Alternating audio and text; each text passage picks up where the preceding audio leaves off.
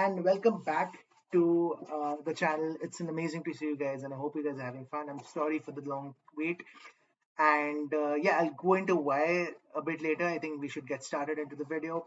And today's video, we're going to be reviewing the trailer for Cleopatra, the Netflix documentary, quote unquote documentary. All laughing aside, I'm going to be reviewing it very impartially. Because again, I'm not an American, I'm not an African American, I'm not from Africa, I'm not an Egyptian, I am from India, a country that's completely unrelated to this entire political mess. And so I'm going to be reviewing it simply on the basis of political correctness and historical correctness, right? I do understand that there are emotions involved in this, and I'm going to be respecting that. But my point here is to check it from a neutral perspective and see if, whatever criticisms and everything being leveled at it, it's justified in any way. Because, oh boy, there's a lot of criticism on it. So I'm going to be watching it. I don't want this to ever be in any way copyright claimed, so I'm not going to be showing the entire clip to you.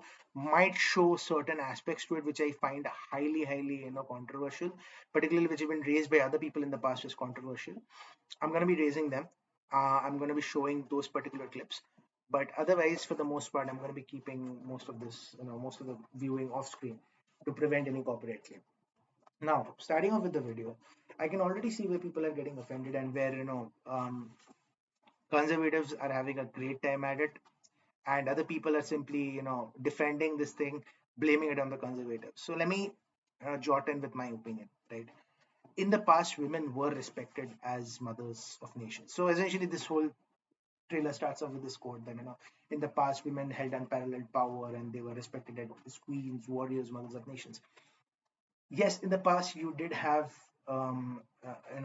queens, women being respected as mothers of nations. In fact, trust me, in India, till this day we do that. Um, Many of the traditional gods and goddesses all across the world, were who were associated with things like fertility, with things like harvests, with things like knowledge. They were women. They were female. Saraswati, for example, from Indian mythology, she's a woman and she's associated. She's a deity for knowledge. And with regard to harvests, even Demeter, for example, Persephone, who's associated with the coming of spring. So you have these gods and these goddesses in particular who are respected and associated because of their ability to give birth, and anything related to birth, right? Spring, which is a rebirth of the world from winter, conceptualized as a rebirth of a world from winter, gets a female goddess. Anything related to to birth, to plentiful harvest, to positivity, a lot of the times is associated with the female deities, and that comes from the respect that's there, that women are important in the process of childbirth. Having said that, women being respected for warriors and queens, yeah, it was not a widespread practice. There was some particular cultures across the world that that did have women warriors, that did have a particular queen. But even in those cultures, it was really a small group of women who held that power. It was not that the entirety of the women population held power, like it was the case in the majority of the world in that time, that the most that if you were a man, you automatically held more power than most women. um, it was not the case in the past with women. It was not the same case in the past with women. Even if we are talking about, let's say, the period in history from which this movie, the African warriors, that the Netflix movie that came out. And if we are talking about that, even that particular culture, they had women soldiers, but those women soldiers were used to brutalize again men and women. They were used to capture and bring in slaves for the king. So they served a king. They were under a king. They were under a patriarchal head. And the more you dive into concepts, you're gonna see that as a general rule of thumb, it was always men who held that power. And for those of you wondering, so why? For those of you not being able to grasp, your mind into this concept, it's actually a very simple logic, which in today's standards we don't think of that much because of how advanced our society is. But back then, medical science wasn't really, advanced. Today, medical science is really advanced. Back then, it wasn't so advanced. What that means is, when it comes particularly to one of the most, medically sensitive things in our human in our life, that is childbirth, right? Because here's the thing: irrespective of whether you go to a hospital for any other reason or not, you are definitely going to a hospital in case you're birthing a child, unless you're one of the few unfortunate ones who can't make it to a hospital because of various factors. But unless you're part of that crowd, if you have the option to go to a hospital, you will definitely take your wife, or as a single mother, you'll definitely take yourself to the hospital in case of childbirth, and take avail of the medical facilities there. And even if you don't go to a hospital, right? Even if you're giving childbirth in your home in a natural way, you can always have a doctor on standby, a nurse on standby, someone with medicines on standby to help stabilize you in case something goes wrong, and then an ambulance to take you somewhere where you can seek medical help. Today, this entire field, of, let's say, childbirth, child care, right? Particularly till the sensitive period of child rearing is over, till most of the immunity has been reached by a child, and a child has a decent sense of growing up. Like, they have reached past 10 years of age, and they are now, has a decent chance of growing up without dying. Um, the medical care for this sensitive period, right, for the mother and the child, right now is simply unparalleled. We did not have this back in the past. And what that means is, in the past, the only way for you to secure your lineage is to have multiple children, because you don't know which of them is going to die. You don't know which of them is going to live, which of them is going to die, whether they're even going to survive. And here's the thing, there are wars going on. So they might even be called up for war, and one of them might, get died off in that war. So you need to have multiple children, to ensure that your lineage continues, right? And how do you have multiple children? You get women pregnant. That's how you're going to get multiple kids, right?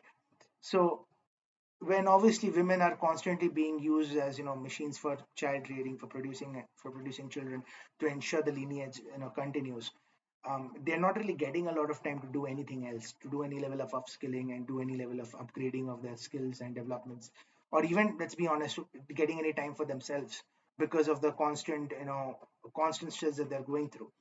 And this, over a period of time, resulted in them taking on a subservient status, till modern society came along, and we invented modern means of medicine. We had, modern education standards come in, modern medicine standards come in, and then ultimately women started realizing that, hey, we have modern medicine now. We have the time to invest in upskilling ourselves now, so we are not willing to take this subservient position any longer. And they started protesting, and they were, obviously, they got themselves pulled down. After a very hard fight, they got themselves pulled down, right? So this is the logic behind why, women in the past were not most women in the past were always subservient to men. This particular logic, the whole aspect of survival, the whole aspect of the fact that medical situation was bad, and yeah, like, because, taking this historical context into notion, the whole thing that, Cleopatra is talking about, that's where it starts going wrong. That's where it starts, hitting really hard, because they're talking about something that did not exist, and did not exist for a very specific reason. And as a historical documentary, or as a documentary TV series, you should not be doing that. You should be talking about history as is. And Cleopatra's history, by the way, is really, really amazing, really interesting, really beautiful. And there's a lot of things you can do and show about it that is empowering in itself. You don't really have to add on things in order to make it extra empowering or more empowering. What she accomplished was empowering on its own. So yeah, I absolutely do not see the reason for all this glitter. Going to the second part, of course, of Cleopatra suddenly becoming a black woman. Yeah, Cleopatra was not black. She was Greek. It's completely recorded in history. Any one of the producers and directors who've come on stage and said that, we don't know about her past. We have not seen her skin color. Yeah, we don't know about her past. We don't have a skin color. It's true. We can't analyze her DNA to figure out her skin color. That's true. But you know what we have? We have several amounts of statues. We have statues. We have written records. We have an idea of how Egyptian society looked like based on the amazing amount of hieroglyphics that have been decoded, right? So having this entire idea of Egyptian society, about the Ptolemy reign, and about the whole Greco-Egyptian descent of Cleopatra, we have a pretty good idea on how she might have looked, right? Yeah, the exact specific coloring we might not get it down right, but but the generalistic idea we definitely would have. And trust me, that generalistic idea would not be a West African woman. Cleopatra would not look like a West African woman. She would look bronzish. I would even give them credit if they brought in some brown woman, like maybe the color I have, right? Like the kind of color I have, and they brought her in, and they're like, what, she could be this. Because yeah, it still would be plausible. It would be plausible for a brownish woman to play that role, but for a black woman to play the role, yeah, no, it's completely off historical context, and completely non-defendable. If a brownish woman came, again, it would be of historical context, completely wrong of historical context, but it would still be defendable that, hey, you know what, we can't get the exact details of her color right, but she we can still be imagine that it might be a bit brownish. Still, that logic might work, but complete black, no, doesn't work in any way. Second, and additionally, okay, Cleopatra, they're showing her as an amazing warrior queen. She was not a warrior. Cleopatra was an amazing, amazing person. In the fact that her idea about her strategizing in particular was something that was really amazing. Her knowledge was something that was really amazing, and that was a really cool feature about her, really great feature about her. And they could have just taken that feature and build the whole TV series on it, but no, they had to show her as a warrior queen, and she was not a warrior queen. So that's that. Again, bringing to this point of Julius Caesar, wherein they're telling that Julius Caesar knew that he needed to be Cleopatra's king. No, he did not. Um, Julius Caesar plainly saw, because he was a conqueror, and yeah, he may have loved Cleopatra as well, but based on what we know of his attitude, and based on what we know of the way he went about his life, he saw an opportunity in Queen Cleopatra in unifying Egypt under Roman rule, or slowly putting Egypt inside Roman rule. He saw that, right? And when he saw this particular opportunity, he took it. Cleopatra saw the opportunity with Julius Caesar. She saw the opportunity that, if I get into touch with this man, then there's a possibility that I'm going to keep my kingdom. And she was right. Under Julius Caesar, she managed to keep Egypt. Egypt became a client state, sorry, but it was still Egypt. It was still a separate kingdom.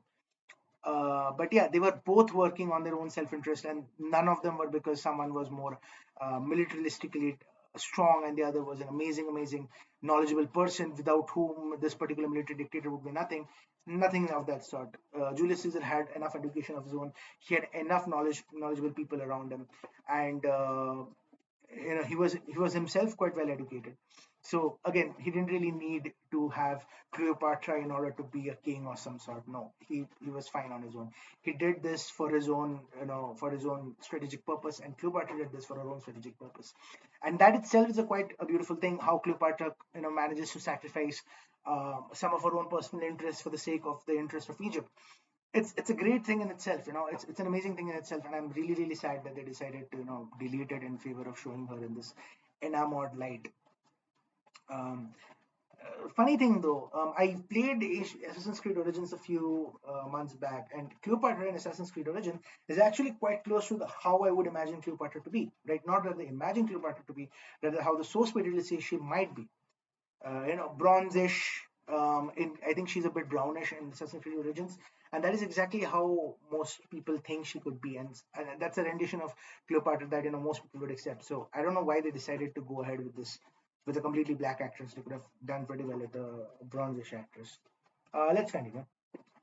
So next we come across this whole scene where Cleopatra is talking about they're talking about how Cleopatra maintains relationships to secure her reign in Egypt, and that's true. That's absolutely true. She did that. She forged relationships with Mark Antony, with Julius Caesar. The whole intention was to protect Egypt. She wanted to protect her kingdom, and that's something that they got right. What they did not get right is this whole claim that she makes: there is no Rome without Egypt. Yeah, but Rome pretty much exists without Egypt. Egypt is absolutely a zero threat at this point to Rome. And the only reason that Rome is even remotely interested in Egypt is because they'll be able to get more resources from Egypt, and that's it. The sole purpose for why Rome is interested in it. Rome at this point of time, we're talking about Julius Caesar. It spanned across many countries. It was a huge empire we're talking about at this point, and Egypt was not an empire. Egypt was a kingdom, a small kingdom. Yeah, seeing the size of Egypt, you might think, okay, well, how is this a small kingdom? But look at the size of Rome back then. Rome had defeated the Carthaginians. They had taken out their only rival that existed at that point in the in the region around the Mediterranean. They expanded to nearly Spain.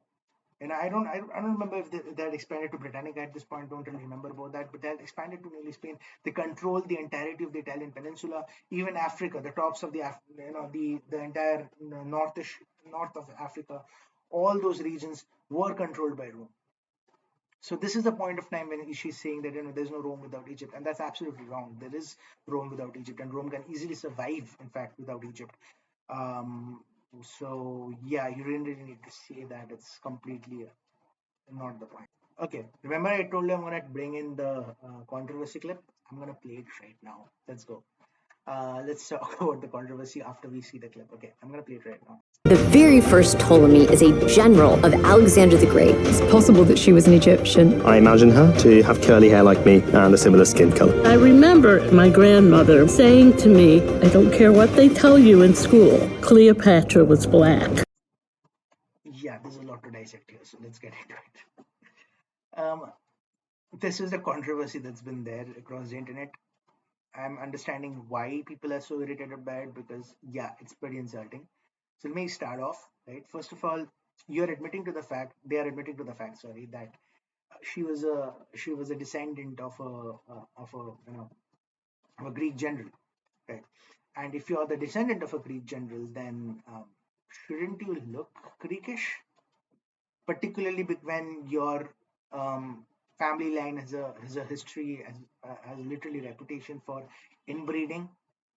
I mean, the entirety of Egyptian history is like that. There's a lot of inbreeding that happens because they want to keep their line pure. They don't realize essentially because obviously they didn't have that idea about genetics that you don't keep lines. You don't keep a healthy, you know, a healthy family by inbreeding. By inbreeding, you're essentially reducing increasing the chances for genetic genetic issues to occur because all the redundant genes they essentially get a chance to become the aggressive one, and you get traits that are filled with disease. It's Tutankhamun is a pretty known example. There are multiple such examples of Egyptian rulers having genetic defects because of this very reason. They inbred, and when we know that there's a whole history of inbreeding, so you're then admitting to the fact then that she should not be black, she should be bronzish, she should be any colored blood black. But anyways, they say that, and then you have this guy, I don't know who this guy is, you have this guy coming on the stage and then saying that I imagine her to have curly hair like me. Okay, great, good imagination skills, but aren't you writing a documentary? And if you're writing a documentary, then what the hell does your imagination matter? Why the hell does your imagination matter? You're not imagining anything here. You're talking about history. History does not refer to imagination. History refers to facts, to truth.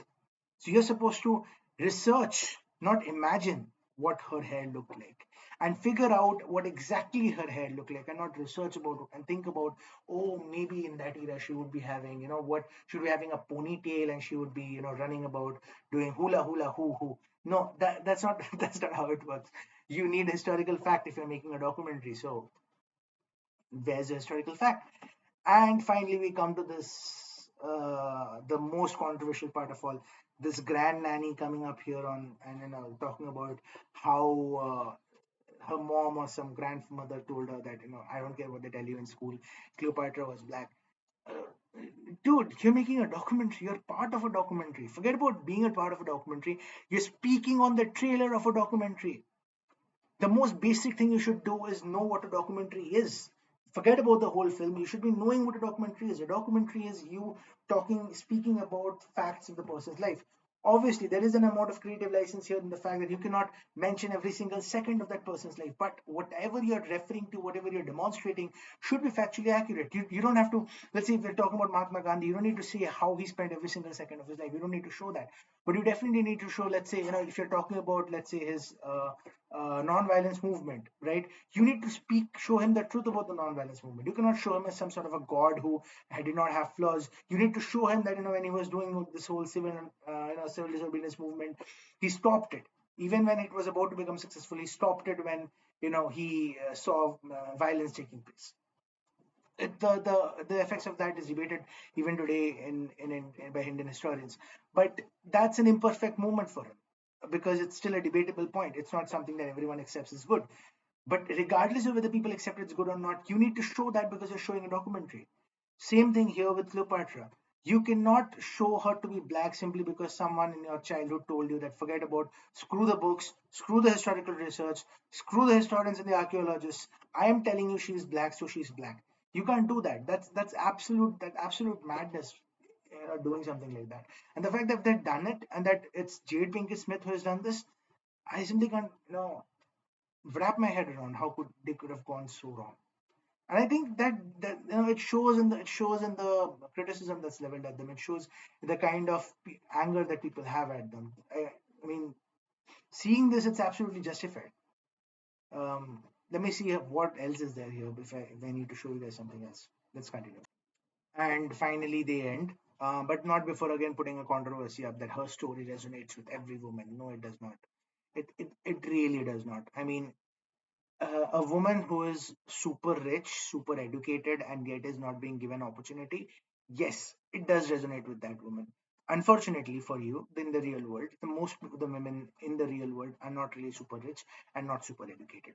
Most women are living average lives, just like most, you know. And sorry, factual inaccuracy there. Most women are living pathetic lives, just like most men are also living pathetic lives for the simple reason that there's a huge chunk of our population that are hungry, that are thirsty, that don't get basic requirements, right? Forget about education.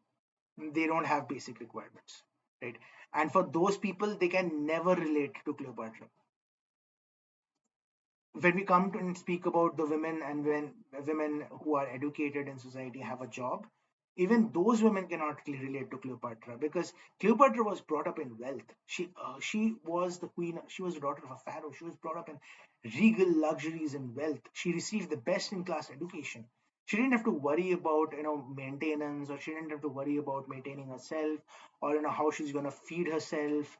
She didn't have any of those issues, right? The problems she faced and whatever she did it to protect her Egypt, or rather, let me be more specific because I've been talking that she was doing this for Egypt. She was doing this for Egypt. Being more specific, she was doing this to protect her rule. She was doing this to protect her ambition, her rule, her kingdom, right? Because she wanted to stay in power, just like any ruler at that point wanted to stay in power.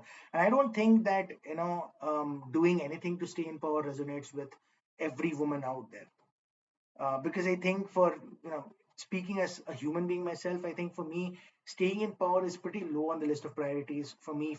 Feeding myself, clothing myself, getting having a good amount of respect in society, right? Those things come at a much higher standard for me before I can even think about power and whether or not I want power.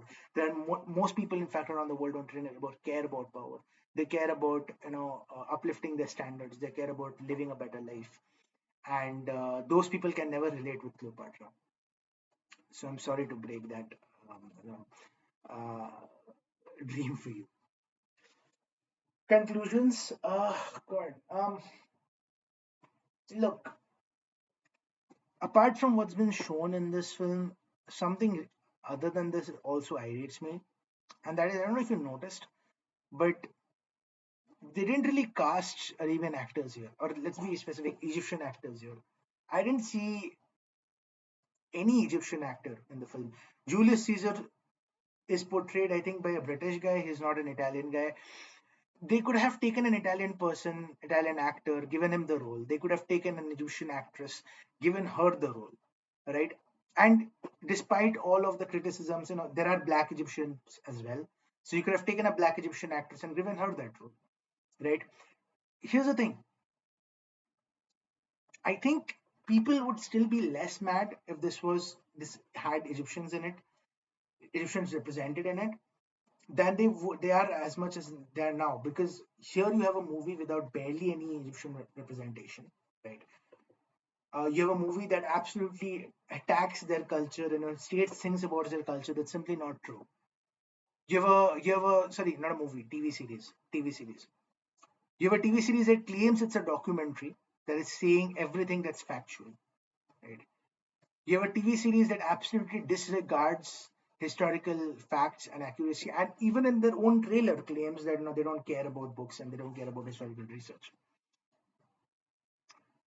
And you have a TV series that is produced not by any random John and Oliver on the street, but rather someone as esteemed as Jada Pinkett Smith.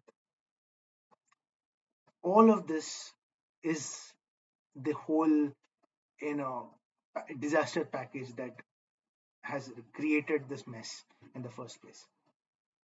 I am absolutely mortified as to how someone as wealthy, as influential, and as powerful as Jada Pinkett Smith could make something as flimsy and as bad researched as this particular TV series. Forget about, because I haven't watched it yet. I haven't watched the TV series yet. I'm simply watching this, judging it based on the trailer. But if the TV series is exactly what the trailer is saying it is, then I have absolutely no idea how they've managed to make such a big mess. And it's really really trust me, it's really really harsh coming from me, because I've been a fan of Jada Pinkett Smith and Will Smith for a long time. I really love all of the movies they do. I'm really really a big fan of them. But seeing this, I'm just mortified at how she could have done something like this. I know how. I know that there's a political message that that they're trying to show and they're trying to push forward. But being from a minority community in the US, seeing the kind of problems that the minorities in the US are subjected to, I think they would have had the basic decency to understand how this would be. This won't help any minorities in the first place.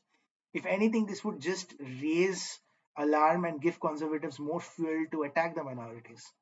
Right? This is not improving the status of black people in the US. Let me be very very blunt. It's not, because you're not talking about black history.